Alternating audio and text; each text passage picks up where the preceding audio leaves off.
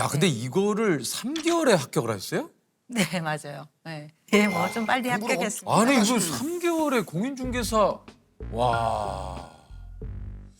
아니, 근데 바로 그 다음에 또 다른 자격증 시험을 2개를 동시에 준비를 또 하셨다고요? 네, 맞아요. 그래서 공인중개사 준비를 하는데 이제 그때 당시 발코니 확장 부분이 사회적 이슈가 예, 됐었어요. 있었어요. 그래서 소방이 뭐길래 저렇게 저 교수님이 저기 수업 시간마다 저렇게 강조를 하실까? 소방을 한번 검색해봤는데 소방 기사 자격증이 있다는 거예요. 그런데 기사 자격증 가지고 경력 4년이 지나면 기술사가 가능한데 저는 그것이 제 인생의 획기적인 어떤 계기가 되었던 것 같아요. 그래서 두 자격증을 공부를 얼마나 하셨습니까? 뭐 공부할 기간은 사실 이제 석 달 정도밖에 안 되는 거죠. 그래서 기출 문제집을 사가지고 남편하고 같이 우리 삶에서 이 상황을 헤쳐나갈 수 있는 방법은 내가 보기엔 공부밖에 없다. 응. 그래서 제가 남편 손을 잡고 같이 공부를 하러 다녔어요.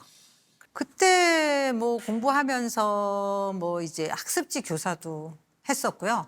그때 달랐어요. 네, 학습지 교사 하다가 남의 집 일도 좀 하고 뭐 그냥 왜냐하면 내 생활이 있고 또 아이들에게 학비를 지원해 줘야 되는 부분이 있으니까 평상시에는 이제 뭐 일하고 갔다 와서 저녁 시간에 집에서 또 공부하고 주말에 쉴 때는 이제 도서관에 가서 하루 종일 집에서 아침에 8시에 나오면은 밤 12시까지 아예 집에 안 갔어요. 그러니까 피곤하면 거기 엎드려서 이렇게 잠깐 졸더라도 그 기출 문제가 한 10년치 뭐 정도 이렇게 기출 문제가 있거든요. 10년 정도 되거든요. 그러면 10회독이라고 해도 한 3, 4회독 정도 하고 나면 속도가 나니까 빠른 시간에 이제 10회독을 마무리할 수가 있었죠.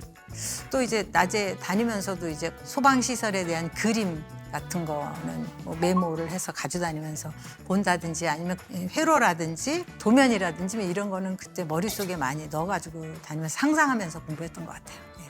그러니까 이게 뭐 저 공부를 하실 때 뭐 이렇게 목차를 찢어가지고 그거를 뭐 이제 이동할 때 보고, 네, 맞아요. 직장 쉬실 때 보고, 네. 학창 시절에도 이렇게 공부하는 친구들이 뭐 사실 주변에 그렇게 많지는 않잖아요. 그렇죠. 네. 근데 이게 40대, 50대의 나이에 사실 이렇게까지 열심히 공부를 하신다라는 게 이게 참 보통의 노력은 아니었을 것 같다는 생각이 좀 들어요. 아니 어쨌든 이렇게 쌍기사 자격증을 땄는데 바로 좀 취업이 됐습니까? 어떻습니까? 바로 되죠. 쌍기사. 바로 됐어요. 예. 기사나 관리사나 기술사는 법적으로 이 사람이 있어야지 사업을 할 수 있는 그런 법적 맞아요. 제도가 보장이 그게 돼요. 있어요. 그게 있더라고요. 그 업을 하기 위해서는 네, 그 네. 자격증을 가진 분이 있어야 되는. 네, 맞아요. 아 그래서 46살에 전기통신회사에 취직을 하시게 네, 됐어요. 맞아요. 네. 어땠습니까? 어찌됐든 이게 이제 직장에 이제 출근하시면서의 그 느낌이 어떠셨어요? 너무 좋죠. 뭐가 가장 좋으셨습니까? 예? 뭐 일단은 제가 좀 사회적인 시선에서 내가 이제 그 직장 생활한다, 직장인이다 아, 라는 거. 그러다가 50세 자격증을 또 하나 취급. 네, 맞아요. 그래서 이제 소방시설 관리사 자격증을 그 꿈의 참 자격증을 대단하시네. 드디어 제가 손에 거머쥐었습니다. 아 근데 아까도 말씀하셨지만 이게 극악의 난이도에 있는 자격증이니까. 그러니까요. 흔히 얘기하는 아까 연봉도 꽤 많이 받으실 수 있는 거죠. 아, 이 자격증으로 연봉 2배 올려서 이직하셨대요. 야, 예? 진짜. 아 진짜. 야 이거. 감사합니다. 야 이게 진짜 대단하시네요. 뭐 기사 자격증 따도 사실 발레를 시킨다는 게 제가 상상할 수 없는 금액이 들어가기 때문에 예, 생각을 해보니까 내가 시설 관리사 합격하지 못하면 우리 딸 대학 등록금이 없더라고요.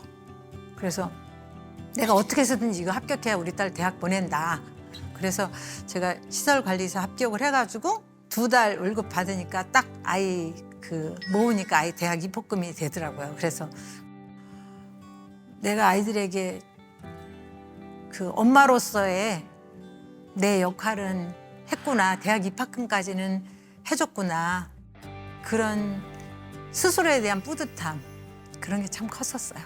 이게 이제 52세 소방기술사에 또 도전을 하시고. 네. 근데 소위 말하면 나이가 들면 들수록 이게 이제 기억력도 조금 뭐 개인차는 있겠습니다만 집중력도 좀 떨어질 수도 집중력도 있고. 좀 떨어지고. 3월 시험이 있고 5월 시험이 있고 8월 3일 시험이 있었어요. 세 번 있군요, 1년에. 네, 1년에 예. 3번 있었는데 이제 첫 번째, 두 번째 시험은 안 되고 너무 그러면서 이제 반성도 많이 했어요.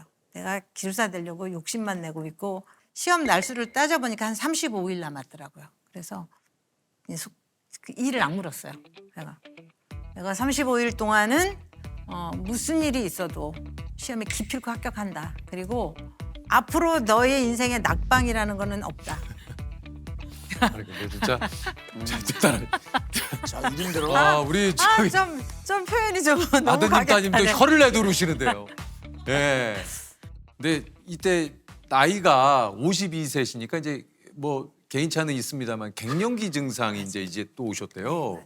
갱년기 증세가 제가 심하게 온 게 관절에 많이 왔어요. 그래가지고 글씨가 안 써지는 거예요. 이 손이 막 저리고 그래가지고 이렇게 붙들고 썼어요.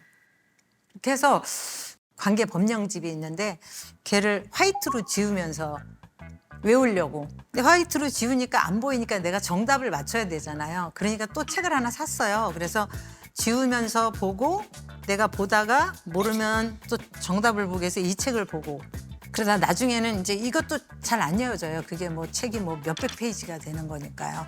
그래서 얘를 안 되겠어 가지고 그다음에 포켓북으로 나눴어요. 몇십 페이지를 이렇게 쪽 편집을 해가지고 가져다니면서 보고 그것도 안 돼가지고 나중에는 한 장씩 다 찢어가지고 화장실, 싱크대, 안방 뭐 보이는데 전부 붙여가지고 오며 가며 보고. 이러니까 합격하신 네, 거야. 그러니까요. 이게 진짜. 왜냐면 이런 것들을 극복해내면서 시험에 합격한다라는 게 이거는 진짜 불굴의 한국인상 줘야 되는 거 아닙니까 진짜? 아유. 임정열 전무님? 아유. 아니 왜냐면 이렇게 하고 합격을 하시고 2017년 56살에 건축기계 설비 기술사를 따요. 네. 이때 그래서 전무님으로 승진을 하시답니다. 아유, 감사합니다. 네. 장모님 얘기해 주신 대로 이름 그대로 산다고. 진짜 지금은 이제 정열적으로. 임정열 전무님. 아, 정말 정열적으로 정말 이게 업계의 신화라고 불릴 정도가 맞네요. 예.